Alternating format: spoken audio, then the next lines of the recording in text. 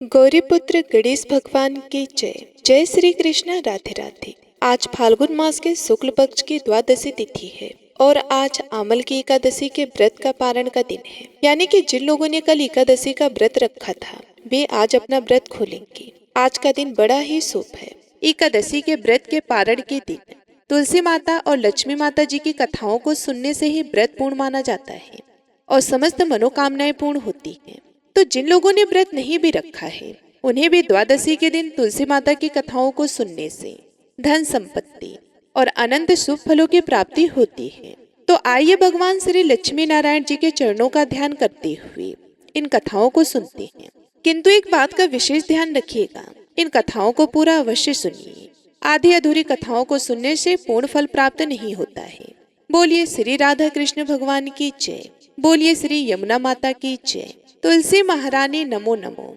हर की पटरानी नमो नमो। आइए सुनते हैं तुलसी माता की संपूर्ण कथाएं। तुलसी माता को हरिप्रिय भी कहा जाता है।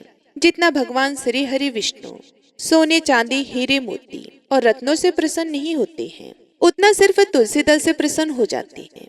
सच्ची श्रद्धा भाव से तुलसी दल भगवान विष्णु को अर्पित करने से मनुष्य के सभी संकट कट जाते हैं और मनोकामनाओं की भी पूर्ति होती है। शास्त्र के अनुसार एकादशी के दिन तुलसी जी में कभी भी जल नहीं चढ़ाना चाहिए, क्योंकि तुलसी महारानी स्वयं एकादशी का निर्जला व्रत रखती हैं। लेकिन द्वादशी के दिन व्रत के पारण के समय तुलसी माता को जल अवश्य चढ़ाना चाहिए और पूरे विधि विधान से पूजा पाठ करके उनकी कथाओं को सुनकर ही अपना व्रत खोलें। एक बार एक गांव में एक बुजुर्ग महिला रहा करती थी। वे बहुत ही पूजा पाठ किया करती थी। वह रोज तुलसी माँ की पूजा करती थी। वह बुजुर्ग महिला रोज तुलसी माता से कहती कि हे तुलसी माँ, तुम मुझे बहू दो, पीताम्बर की धोती दो, मीठा मीठा ग्रास दो, बैकुंठ में वास दो, चटक की चाल दो, पटक के मौत दो, चंदन का काट दो, रानी सा काज दो, दाल भात का भोजन दो, ग्यारस की मौत दो और कृष्ण जी का कंधा दो। वह बुजुर्ग महिला हर महीने में तुलसी माता की रोज पूजा करती और उनके विरले को रोज सींचती। तुलसी माता बुजुर्ग महिला की बात सुनकर धीरे धीरे सूखने लगी। तभी भगवान श्री कृष्ण जी ने देखा कि तुलसी माता सूख रही हैं और तभी एक दिन भगवान श्री कृष्ण तुलसी माता जी के पास प्रकट हुए और भगवान श्री कृष्ण जी ने तुलसी माता से पूछा कि तुम क्यों सूख रही हो? सभी महिलाएं तुम्हारी पूजा करती हैं और तुमको रोज सींचती हैं, लेकिन फिर भी तुम सूखती जा रही हो, इसका कारण क्या है? जिसके बाद तुलसी माता ने भगवान श्री कृष्ण जी से कहा कि हे प्रभु, एक बुजुर्ग महिला मेरे पास रोज आती है और रोज एक ही बात बोलती है। कहती है कि हे तुलसी माता सबकी दाता, मैं तेरा बिरला सींचती हूँ, तुम मुझे बहू दे, पीताम्बर की धोती दे, मीठा मीठा ग्रास दे, बैकुंठ में वास दे, चटक की चाल दे, पटक के मौत दे, चंदन का काट दे, रानी सा रास दे, दाल भात का भोजन दे, ग्यारस की मौत दे और कृष्ण जी का कंधा दे। मैं उस बुजुर्ग महिला की सारी मनोकामनाएं पूरी कर सकती हूँ, लेकिन उसकी एक मनोकामना पूरी नहीं कर सकती। मैं कृष्ण जी का कंधा कहाँ से दूंगी?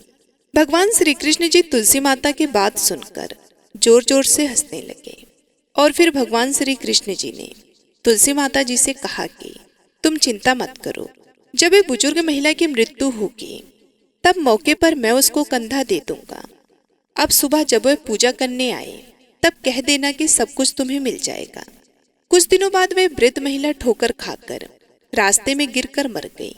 पूरे गांव के सभी लोग आए और उस महिला को सभी लोग धर्मात्मा मानते थे। उसको तुलसी जी की डोकरी कहते थे। उसके परिवार में कोई भी नहीं था, इसलिए गांव वाले ने ही उसके अंतिम संस्कार करने की योजना बनाई और उसे नहलाकर जब बैकुंठी पर बिठाने के लिए उसे उठाने लगे तो उसका मृत शरीर इतना भारी हो गया था कि उसे कोई उठा ही नहीं पाया। यह सब देखकर वहां के सभी लोग तरह तरह की बातें करने लगे और कहने लगे कि यह इतना पूजा पाठ करती थी, हर समय माला फेरती थी, इसलिए यह इतनी भारी हो गई है। वे पूरे गांव में चर्चा होने लगी कि डोकरी माई कोई भक्ति नहीं करती थी, यह छल कपट करती थी। हम जिसे धर्मात्मा समझते थे वह पापी है, जो कि किसी से भी नहीं उठ पा रही है। यह इसके कर्मों की सजा है। इधर भगवान ने सोचा कि मेरे भक्तों की निंदा हो रही है, इसलिए भगवान ने बूढ़े ब्राह्मण का भेष धारण करके वहां पर आई और वहां पर एक व्यक्ति से पूछने लगी कि यहाँ पर इतनी भीड़ क्यों लगी है, जिससे लोग कहने लगे कि यह डोकरी माई मर गई है और पाप इतना था कि जिससे ये उठ नहीं पा रही हैं। सब उठा उठा कर थक गए। तब ब्राह्मण ने कहा कि मुझे एक बात डोकरी के कानों में कहने दो, फिर वे देखो कैसे उठती हैं। तो सभी लोगों ने कहा कि आप भी प्रयास करके देख लीजिए। तब भगवान ने उस वृद्ध महिला के कानों में कहा कि हे डोकरी माई, देखो मैं आ गया हूँ। और जो डोकरी पूजा करते समय शब्द कहती थी वह शब्द उसके कानों में कहने लगे, तू बिड़ला सेज तेरा मैं करूँ निस्तारा, मेरा डोकरी माई बहू ले, बेटी ले पोता ले, लड्डू ले पीताम्बर की धोती ले, गहना ले घी का घड़ा ले, मीठा मीठा खीर और पूड़ी ले, दाल भात का भोजन ले, धन दौलत ले बेटा पोता को ले, काम ले तुलसी को पताका ले, मुंह में गंगा जल ले, 11 के दिन ले, चंदन को दाग ले, श्री कृष्ण जी का कंधा ले। इतना सुनते ही डोकरी हल्की हो गई। भगवान ने बोला आओ और उसको उठाओ। भगवान ने हाथ लगाया और डोकरी उठ गई। सबको बड़ा ही आश्चर्य हुआ। उसे खूब धूमधाम से ले जाया गया। भगवान उसे अपने कंधे पर ले गए। पूरे गांव में इसकी चर्चा होने लगी, जिससे उसको मुक्ति मिल गई और वह बैकुंठ में चली गई। सभी लोग देखते रहे। सभी लोगों ने देखा कि शमशान घाट तक तो ब्राह्मण साथ ही आया था, लेकिन अब वह दिखाई नहीं दे रहा। इससे लोगों को समझ में आ गया कि वो कोई और नहीं, स्वयं भगवान बूढ़े ब्राह्मण के रूप में आए थे। बोलिए श्री राधा कृष्ण भगवान की जय। बोलिए श्री तुलसी शालिग्राम जी की जय। आइए तुलसी माता की दूसरी कथा को सुनते हैं। आइए तुलसी माता की दूसरी कथा को सुनते हैं। इस कथा को सुनने से ही एकादशी के व्रत का संपूर्ण फल मिल जाता है। तो आइए प्रसन्नचित मन से इस कथा को सुनते हैं। एक कथा के अनुसार एक कुटुंब में ननद तथा भाभी साथ रहती थी। ननद का विवाह अभी नहीं हुआ था। वे तुलसी के पौधे की बहुत सेवा करती थी, लेकिन उसकी भाभी को यह सब बिल्कुल भी पसंद नहीं था। जब कभी उसकी भाभी को अत्यधिक क्रोध आता, तब वह उसे ताना देते हुए कहती कि जब तुम्हारा विवाह होगा तो मैं तुलसी ही बारातियों को खाने में दूंगी और तुम्हारे दहेज में भी तुलसी ही दूंगी। कुछ समय बीत जाने पर ननद का विवाह पक्का हुआ। विवाह के दिन भाभी ने अपनी कथनी के अनुसार बारातियों के सामने तुलसी का गमला फोड़ दिया और खाने के लिए कहा। तुलसी की कृपा से वह फूटा हुआ गमला अनेकों स्वादिष्ट पकवानों में बदल गया। भाभी ने गहनों के नाम पर तुलसी की मंजरी से बने गहने पहना दिए। वह भी सुंदर सोने जवाहरात में बदल गए। भाभी ने वस्त्रों के स्थान पर तुलसी का जनेऊ रख दिया। वह रेशमी तथा सुंदर वस्त्रों में बदल गया। नंद के ससुराल में उसके दहेज की बहुत प्रशंसा की गई। यह बात भाभी के कानों तक भी पहुंची। उसे बड़ा ही आश्चर्य हुआ। उसे अब तुलसी माता की पूजा का महत्व समझ आया। भाभी की एक लड़की थी। वह अपने लड़की से कहने लगी कि तुम भी तुलसी की सेवा किया करो, तुम्हें भी बुआ की तरह फल मिलेगा। वह जबरदस्ती अपनी बेटी से सेवा करने को कहती, लेकिन लड़की का मन तुलसी सेवा में नहीं लगता था। लड़की के बड़े होने पर उसके विवाह का समय आता है। तब भाभी सोचती है कि जैसा व्यवहार मैंने अपने ननद के साथ किया था, वैसा ही मैं अपने लड़की के साथ भी करती हूँ, तो यह भी गहनों से लग जाएगी और बारातियों को खाने में पकवान मिलेंगे। ससुराल में भी इसे बहुत इज्जत मिलेगी। यह सोचकर वह बारातियों के सामने तुलसी का गमला फोड़ देती है, लेकिन इस बार गमले की मिट्टी मिट्टी ही रहती है। मंजरी तथा पत्ते भी अपने रूप में ही रहते हैं। जनेऊ भी अपना रूप नहीं बदलता। सभी लोगों तथा बारातियों द्वारा भाभी की बुराई की जाती है। लड़की के ससुराल वाले भी लड़की की बुराई करते हैं। भाभी कभी ननद को नहीं बुलाती थी। भाई ने सोचा मैं बहन से मिलकर आता हूँ। उसने अपनी पत्नी से कहा और कुछ उपहार बहन के पास ले जाने की बात कही। भाभी ने थैले में ज्वार भर के कहा कि कुछ नहीं है, तुम यही ले जाओ। वह दुखी मन से बहन के पास चल दिया। वह सोचता रहा कि कोई भाई अपनी बहन के घर ज्वार कैसे ले जा सकता है। यह सोचकर वह एक गौशाला के पास रुका और ज्वार का थैला गाय के सामने पलट दिया। तभी गाय पालने वाले ने कहा कि आप गाय के सामने हीरे मोती तथा सोना क्यों डाल रहे हो।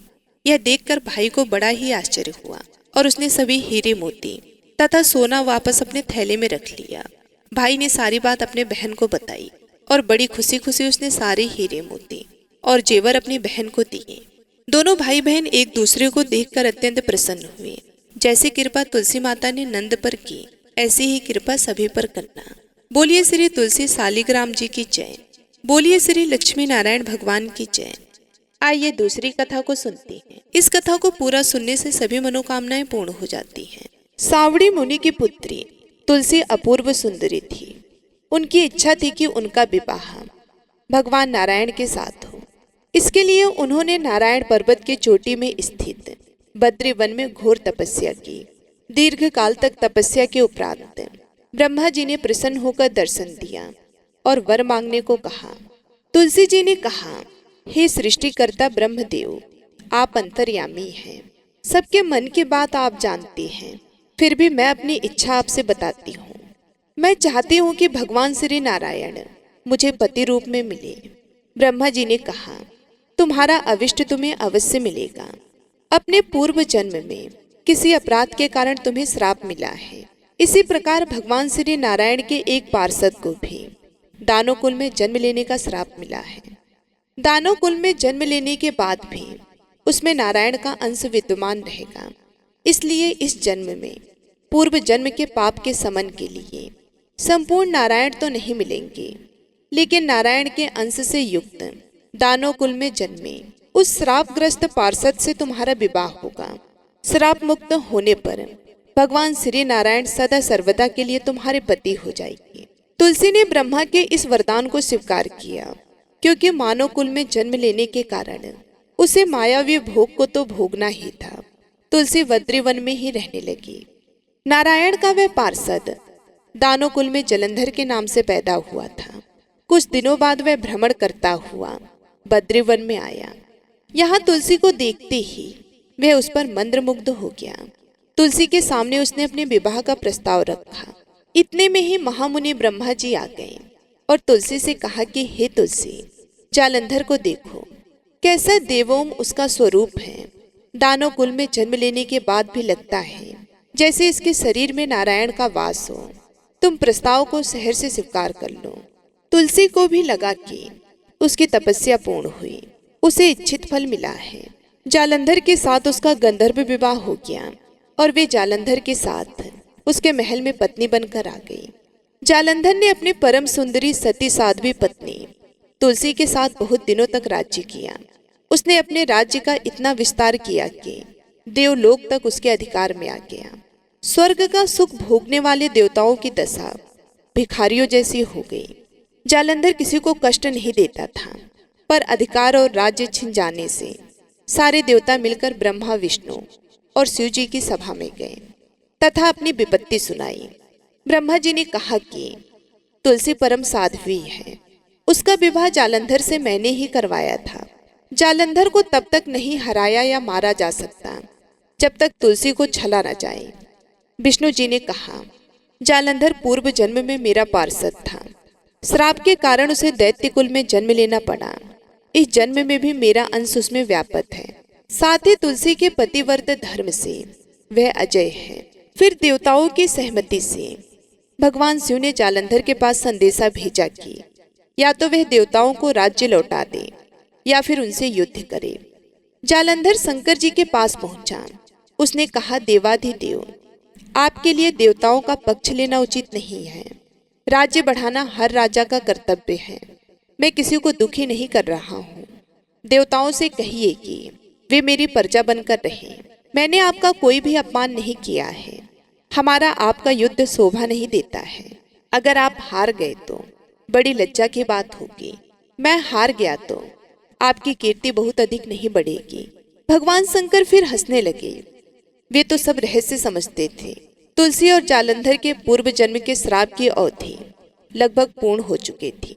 फिर शंकर जी बोले, इसमें कीर्ति और लज्जा की बात नहीं है। तुम देवों को राज्य लौटाकर उन्हें उनके पद पर प्रतिष्ठित होने दो। युद्ध से बचने का यही एक उपाय है। जालंधर ने कहा, मैंने युद्ध के बल से देवलोक जीता है। कोई उसे युद्ध के द्वारा ही वापस ले सकता है। यह मेरा अंतिम उत्तर है। अब मैं जा रहा हूँ। ऐसा कहकर जालंधर चला गया। उसने अपनी पत्नी तुलसी को सारी बातें बताई और कहा कि कर्म भोग सब काल सूत्र में बंधा है। जीवन में हर्ष शोक, भय सुख दुख, मंगल अमंगल, ये सब काल के अधीन है।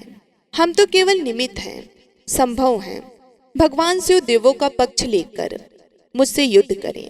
तुम चिंता मत करना, तुम्हारी सती तेज मेरी रक्षा करेगी। दूसरे दिन भगवान शंकर के नेतृत्व में देवताओं ने युद्ध छेड़ दिया। जालंधर ने भीषण बाणों की वर्षा कर उनका वेग रोका। उसके प्रहार से देवता डगमगाने लगे। उसने दानवी शक्ति का प्रयोग कर मायावी युद्ध आरंभ किया।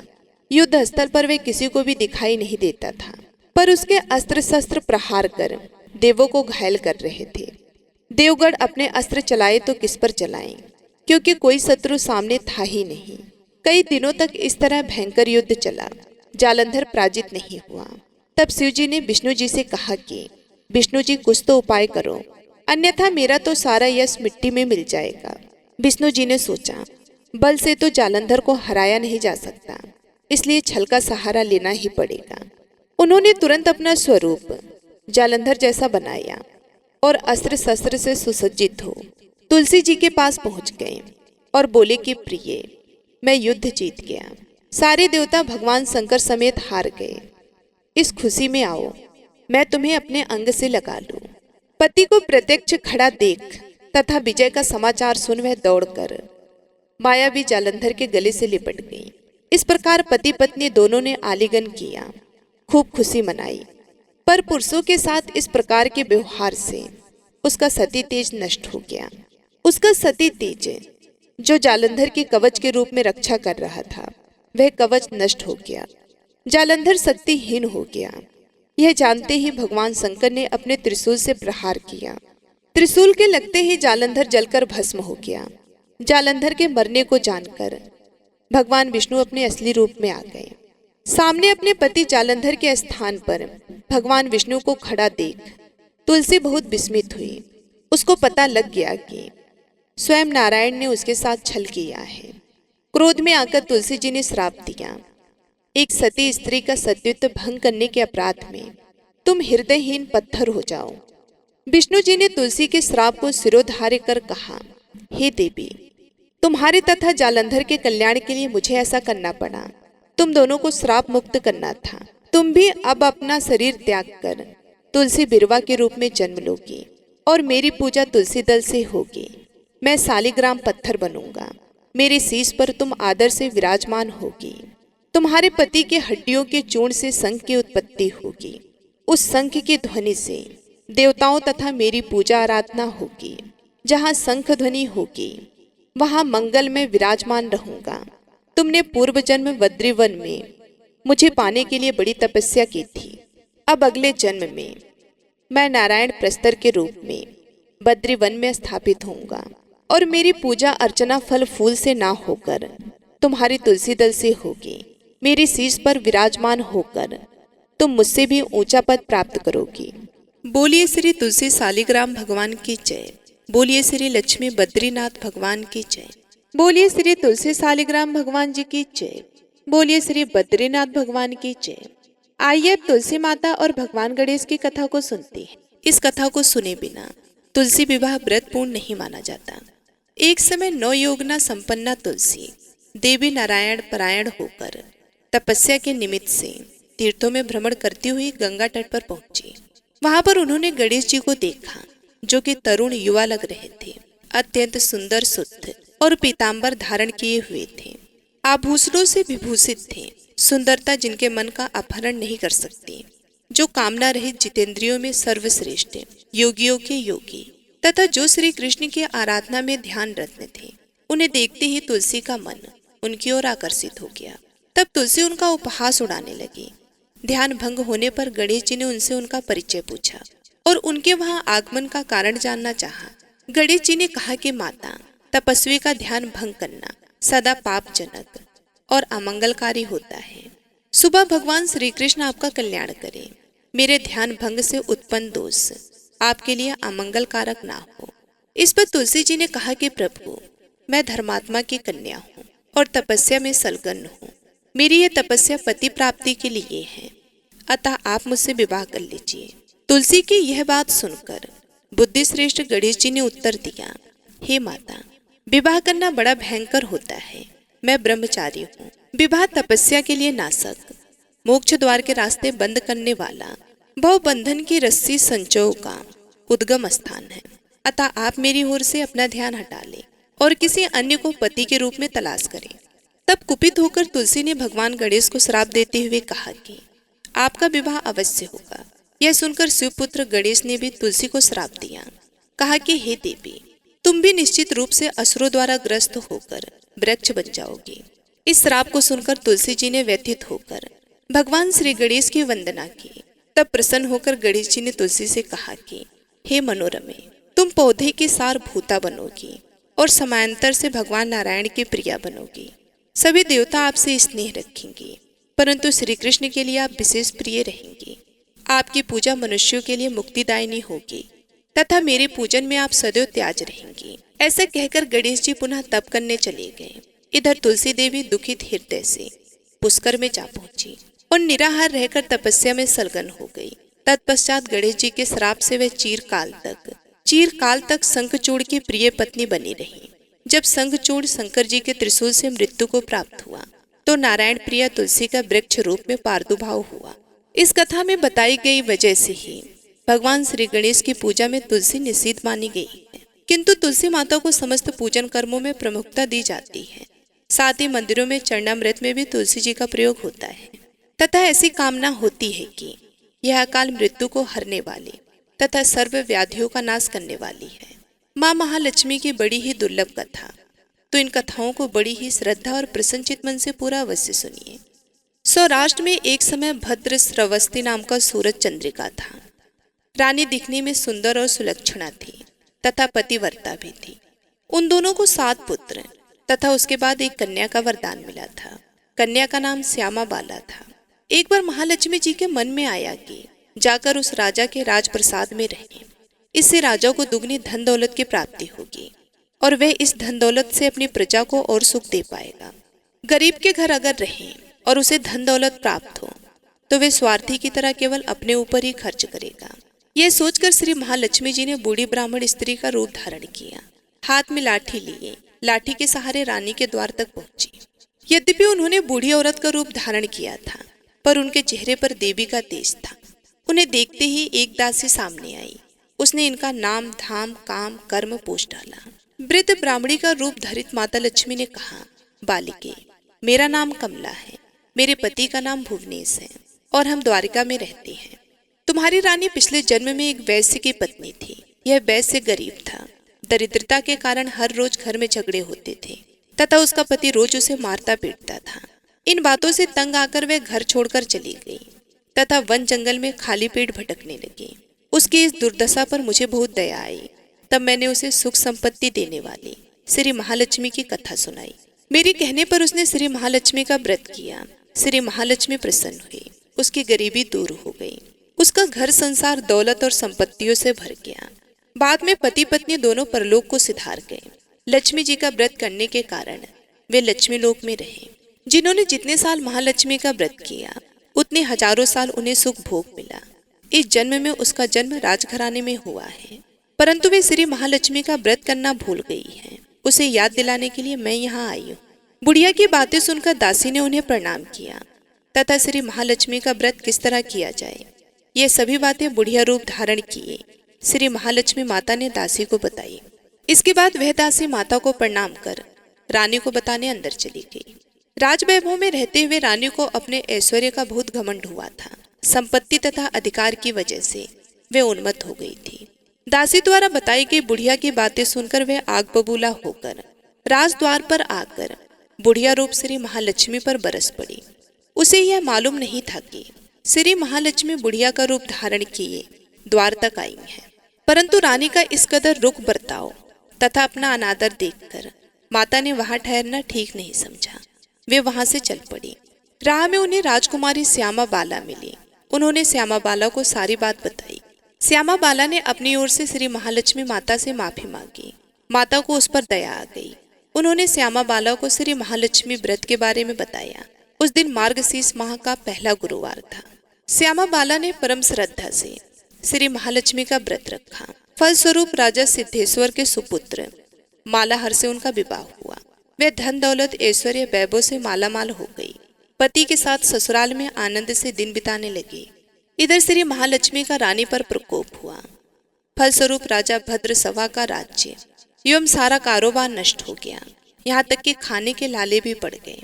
ऐसी हालत में एक दिन रानी ने राजा से निवेदन किया कि हमारा दामाद इतना बड़ा राजा है, धनवान है, ऐश्वर्यशाली है, क्यों ना उसके पास जाएं और अपना हाल उसे बताएं, वह जरूर हमारी मदद करेगा।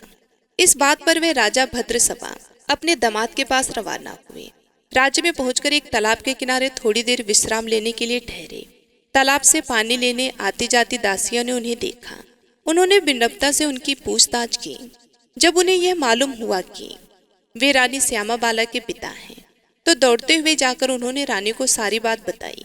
रानी ने दासी के हाथ राज परिधान भेजकर उन्हें बड़े ठाट से उनका स्वागत तथा आदर किया, उनका खान पान करवाया, सोने की मोहरों से भरा घड़ा दिया। राजा भद्रसवा जब वापस लौटे तो उन्हें देखकर रानी सूरज चंद्रिका खुश हुई। उन्होंने सोने की मोहरों से भरे घड़े का मुंह खोला, पर हे भगवान, घड़े में धन के बदले कोयले मिले। यह सब श्री महालक्ष्मी के प्रकोप से हुआ। इस प्रकार दुर्दशा में और कई दिन बीत गए। इस बार रानी स्वयं अपनी कन्या के पास गई। वह दिन मार्गशीर्ष माह का अंतिम गुरुवार था। श्यामाबाला ने श्री महालक्ष्मी का व्रत किया, पूजा की, अपनी माता से भी व्रत करवाया। इसके बाद रानी अपने घर आई। श्री महालक्ष्मी का व्रत रखने पर उसे फिर से अपना राजपाट, धन दौलत, ऐश्वर्य प्राप्त हुआ। वे फिर से सुख शांति आनंद से जीवन बिताने लगी। कुछ दिनों बाद राजकन्या सांबला अपने पिता के घर आई। उसे अपने घर देखकर सूरज चंद्रिका को पुरानी बातें याद आई। यही कि श्यामाबाला ने अपने पिता को घड़ा भर कोयला दिया था और उसे तो कुछ भी नहीं दिया था। इस कारण श्यामाबाला को पिता के घर आने पर उसका कोई आदर आतिथ्य नहीं हुआ, बल्कि अनादर हुआ। पर उसने इस बात का बुरा नहीं माना। अपने घर लौटते समय उसने पिता के घर से थोड़ा नमक लिया। अपने घर लौटने पर उसके पति ने पूछा, आप मायके से क्या लाई हो? इस पर उसने जवाब दिया कि वहां का सार लाई हूँ। पति ने पूछा, इसका मतलब क्या हुआ? श्यामाबाला ने कहा, थोड़ा धीरज रखो, सब मालूम हो जाएगा। उस दिन श्यामाबाला ने सारा भोजन नमक डाले बिना पकाया और परोसा। पति ने खाना चखा। सारा खाना नमक बिना था, इसलिए स्वाद नहीं आया। फिर श्यामाबाला ने थाली में नमक डाला, इससे सारा भोजन स्वादिष्ट लगने लगा। तब श्यामाबाला ने पति से कहा, यही है वह मायके से लाया हुआ सार। पति को उसकी बात सही लगी। फिर वे दोनों हंसी मजाक करते हुए भोजन करने लगे। कहा गया है कि इस तरह जो कोई श्रद्धा भाव से श्री महालक्ष्मी की पूजा करेगा, उसे माता की कृपा अवश्य प्राप्त होती है। सुख, संपत्ति, शांति प्राप्त होती है। सभी मनोकामनाएं पूर्ण होती हैं। परंतु यह सब प्राप्त होने पर भी माता की पूजा को भूलना नहीं चाहिए। हर गुरुवार को व्रत पाठ अवश्य करना चाहिए। इस तरह श्री महालक्ष्मी की महिमा अपने भक्तों की सभी मनोकामनाओं को पूरी करती है। बोलिए श्री लक्ष्मी नारायण भगवान की जय। उम्मीद करती हूँ ये कथाएं आप सभी लोगों को पसंद आई होंगी। यदि कथाएं अच्छी लगी हो तो वीडियो को लाइक करके चैनल को सब्सक्राइब कर लें और कमेंट बॉक्स में तुलसी माता की जय जरूर लिखें। मिलती हूँ मैं आप सभी लोगों से अगले वीडियो में।